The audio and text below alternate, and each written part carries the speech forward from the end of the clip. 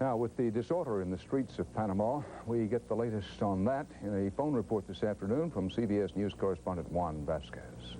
I'm in a private home in a neighborhood, in a middle-class neighborhood in Panama City that has been terrorized by thugs and members of the Dignity Battalion, possibly members of the PDF in civilian clothes, who have been driving around here shooting at the residents, possibly with the idea of looting some of these homes. And so the people have taken the law into their own hands. They are armed to the teeth. They have barricaded the streets with their BMWs, with their cars.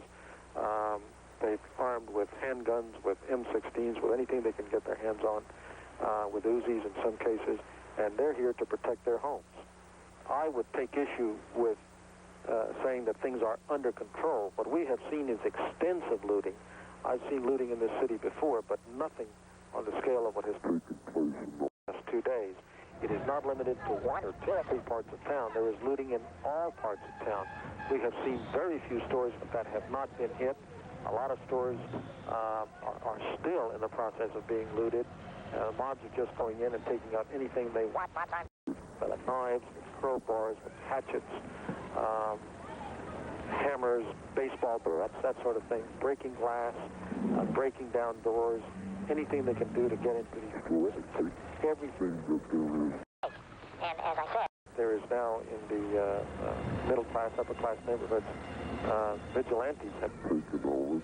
They feel that they have to protect themselves.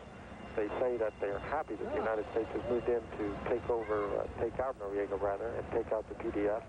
But they are unhappy that there is no law and order of any sort on the streets. And anytime a truck drives by, especially a van, sort of vehicle that PDF people used to drive, they crouch down and they've taken some shots in various cases.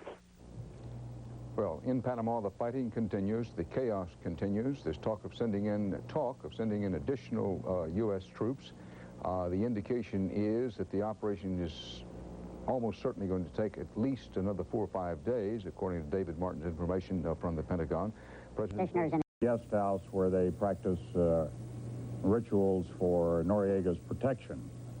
As far as we know, Noriega remains on the loose despite some earlier reports of his capture. Some reports say the government believes Noriega is hiding out in the northern part of the country.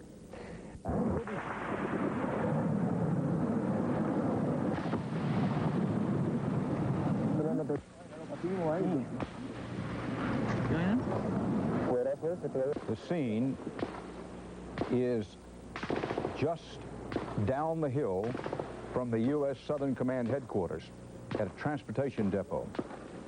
Camera crew with U.S. troops there, as what was described by CBS News correspondent Richard Threlkeld at the time as, quote, one hell of a firefight.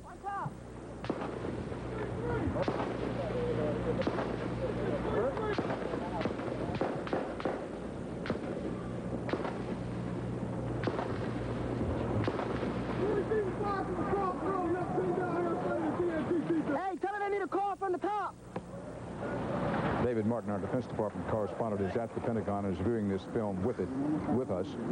Automatic weapons fire from the pro-Noriega forces and occasional mortar rounds at the transportation depot at the foot of the hill, just down from the U.S. Military Command headquarters there.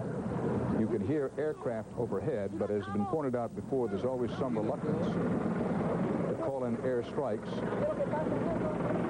partly because there is a fairly populated area right around this place.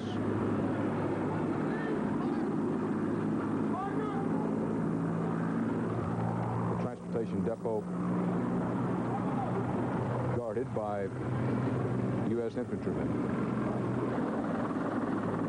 This is Dave Martin watching this videotape with you. As you watch it, if this is taking place at the foot of the hill from Quarry Heights, I mean, this is right next to the U.S. Command Center for all the forces in Panama, and you can begin to get an idea why the estimate is now that it's going to take 5 to 10 days to regain control just of Panama City, if this is what's happening just on the outskirts of the major U.S. command post there.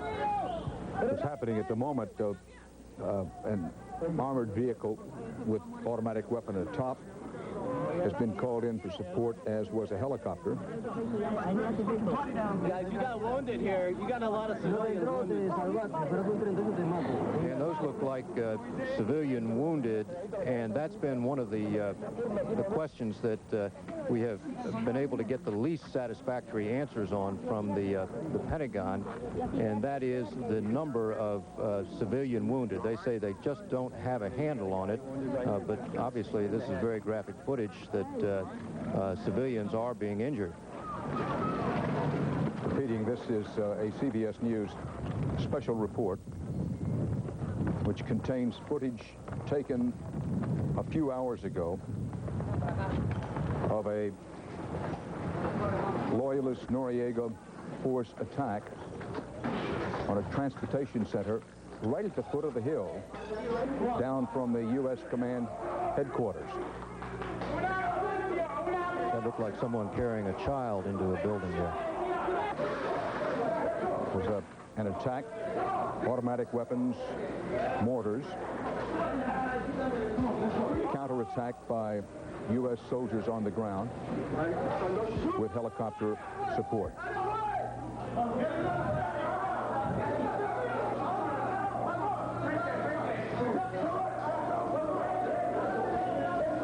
Rather classic guerrilla warfare attack in that the Noriega forces exercised fire and movement, fire a couple of mortar rounds, move the mortar very quickly, fire automatic weapons, move the automatic weapons quickly, partly to make it appear there were more of them than perhaps they were, but also partly to present a moving rather than a stayed target. Well, that footage just in, it is the most graphic combat footage we've had in a while, and perhaps the most graphic we've had since the U.S. military operation in Panama started. We'll emphasize we do have more of that footage. You'll see complete coverage, including that footage and whatever else we have on tonight's CBS Evening News. David Martin, let's review very quickly the number of casualties announced. U.S. servicemen, 24 killed, well over 200 wounded, 4 missing. There are also some American civilian hostages, including our own John Myerson of CBS News, but no estimate whatsoever on Panamanian casualties. That's right, Dan. I think that number of wounded is probably both better and worse than it sounds.